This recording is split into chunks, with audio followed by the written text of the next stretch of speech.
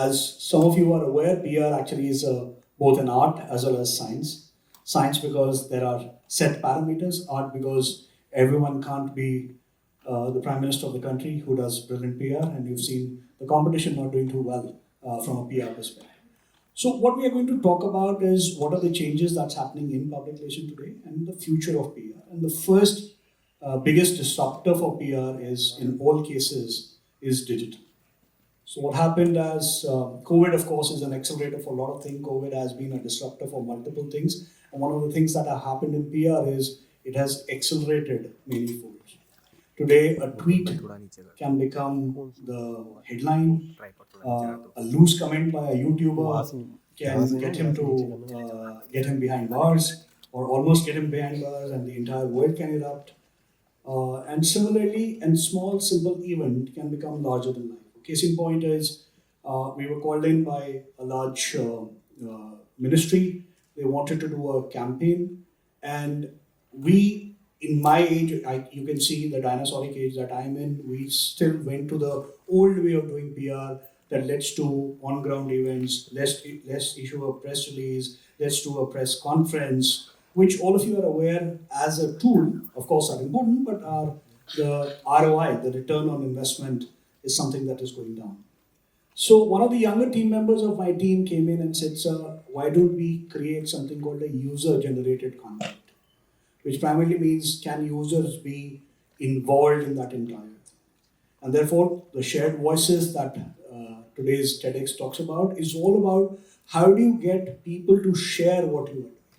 So the entire aspect of sharing or sharing your voice is primarily what the new age of public relation people have to understand. So what's happening today is that the era of just one-way conversation is dead, which means earlier the public relation people were just using press release and just issuing it out. And that's the way they were actually shouting it out in a vacuum. Nobody was keen as to what's happening. But today, unless and until the audience sees an interaction, the audience sees that yes, I'm connected, they will not be a part of your conversation. So case in point that I've been giving you as a reference is called Har Ghar Tiranga. That was a campaign that was being initiated. It was a user-generated campaign on the 75th year of India's independence. Primarily the objective was, how did you engage citizens into it? There's another show that comes on a leading channel. The show is on quiz. What happened was, as much of the time that you were watching the show, the audience was starting to dither, which means they were not very keen. The show's TRPs were kind of flagging and flattering. What happened was that the show audience decided that, okay, let's get the audience to also play with the host. And the moment that interactivity happened, suddenly the dip came back. So the entire aspect of sharing from a public relation perspective is very, very important. Second point that I want to make is that in the era that we are in today, digital has done a similar thing what printing press did 500 years back.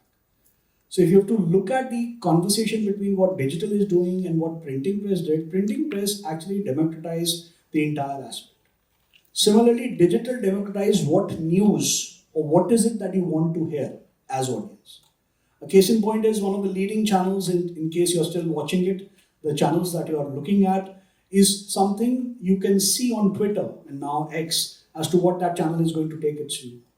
So as an audience, at 6 o'clock, I'm aware at 9, what is the anchor of that channel going to talk about. So again, the reason why that channel or that thing is getting more traction is because audience is getting more traction. I'll give you a small figure that the largest newspaper, which is well known for a massive office in New York, a great printing press, is New York Times. Now, when New York Times went for valuation, the valuation came out to somewhere around 1.5 billion US dollars. And when Mr. Musk bought X, he gave $44 billion for a platform that had no editor, had no physical presence, had no office, and has had no one who actually could write and do anything from a news perspective. They were all engineers. That means a relatively new tech platform from a PR perspective was commanding 40 times more value than a platform which is almost 100 years old. And the case in point is because that platform allows you to share, that platform allows you to be independent. And again, these are the elements that you need to understand as to what is happening from a public relation and the disruption that digital is seeing. A case in point again is when ChatGPT was launched by OpenAI, suddenly the entire supremacy of Google on the way you search was being questioned. Google was a darling of the investors for almost 20 odd years. Nobody could disrupt Google's supremacy as far as search was concerned. And suddenly, there was a company that was funded by a competition who was trying to disrupt Google in the search engine, suddenly saw an artificial intelligence or a large language model tools, LLMs, as the new age thing that come.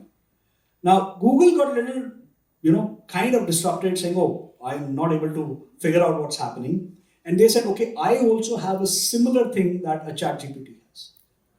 And that's where, when the Bard and now called the Gemini was being introduced, and you've seen how the entire war fought out, but clearly the first mover or the incumbent from a PR perspective or marketing perspective had a larger market share versus the second. And then came in a new disruptor again a couple of weeks back, from the Asian market, and they said what OpenAI has done in few $1 billion, I can do it in few $1 million. And you've seen the stock markets reacting to that coming from the Asian country, right? And this entire thing is getting disrupted by the day. So Google had 20 years of supremacy, ChatGPT had 2 years of supremacy, and then you have other ones which are going to disrupt everything. So what's happening in the technology space is that we are seeing disruption like nobody has seen it. Public relation has undergone a change in last 5 years, what public relation has not seen in last 50 years. So these last 5 years are far, far superior than the last 50 years that we saw in the event of public relation. The second part of PR or the changes that public relation needs to understand is that at the core of it is what we call it as the purple cow or the event that is going to change this entire thing. You can amplify it using digital. You can amplify it using other aspects, but you have to create an event which is different from others. And I'll give you 2 examples for it. There is a Telugu movie being made, dubbed in Hindi, launched in Hindi heartland in Patna, and was attended by close to 4 lakh people because they have seen the first series of that movie and they were hooked onto it because that gentleman showed the aspiration as to what that class of people were aspiring for. Nowhere has this kind of an event being thought of by the Bollywood. Generally, Bollywood looks at either Bombay or Delhi, or at best, if they have to go to the Hindi heartland, they will look at Lucknow. But nobody has seen Patna as a place to do a press conference or an event where 4 lakh people turn up to watch a Telugu actor. 50% of them can't even spell their name properly, right? Yet the movie goes on to become an all-time hit. And the highest grossing movie is a South Indian movie dubbed in Hindi in the Hindi heartland, which actually shows that if you do your public relation right, you understand what your TG or target audience is looking for, you can actually get a huge amount of traction from that. Earlier, in the, again, as I said, in the age of public relation, it was all about what exactly are the brands saying. Today, the brand people are just the custodian of it. They are the stewards. The brands are something that is defined by the audience. The brand is something which is in the mind of the consumer, not what the brand guys are talking. So a case in point from a PR perspective again is that if you think that there is a food delivery app which is very cool, very quirky, talks to you in a language that you like, you will ensure that that app becomes the most talked about app. Even whether it is IPO or it is the competition that is coming with an IPO, the app will have the advantage of making sure that they do right PR to be in news without spending a lot of money. You'll see the promoter of the app and of course his wife delivering food as well. And that becomes news. So how do you create an event which becomes larger than life rather than having a press release talking about? So today's audience is all about ensuring that how do we connect to our brand ethos. The third element in the digital space that is coming is how do you use connections, stroke networks, or communities to talk to your larger audience. There are two brands in the Western world, and of course, one brand here in India, which has done this phenomenally well. So, there's a brand which is called Crocs, right? And of course, the brand Crocs was something which Rick Tailing, actually, as a marketing officer, ensured that they bought a small company called Gibbet, which was being used to put Crocs on Crocs, right? And that thing sold more than $500 million during COVID time or post COVID time when the world was not moving at all. It was all about something which was hardcore masculine in nature, became very feminine in nature because you were able to now introduce this entire aspect of making sure that your Crocs can look lovely. You can put Barbies, you can put other stuff on those Crocs using gibbets that became larger than life publication done using communities. Another one, again, which was very, very masculine in nature as a brand, and because of the same guy who's now the CEO, ensuring that the entire conversation shifts, is a brand called Stanley. Now, if you ask, go back, I passed out in 1994 at MBA. If you ask me in 1994 that what will be the brand of the year in 2024, nowhere anyone could have said that it's going to be a thermos cup called Stanley. Right? Stanley is 110-year-old. The cups are 110-year-old. It's not new, right? There is no innovation. There is no NVIDIA's chip. There are nothing artificial intelligence that is being put in. Nobody could predict that this is going to be the product of the year in 2024.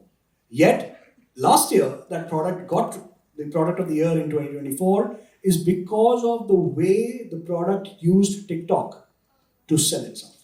Again, what happened was something called a crisis, and the product used that crisis as a symbol of opportunity to ensure it becomes larger than life.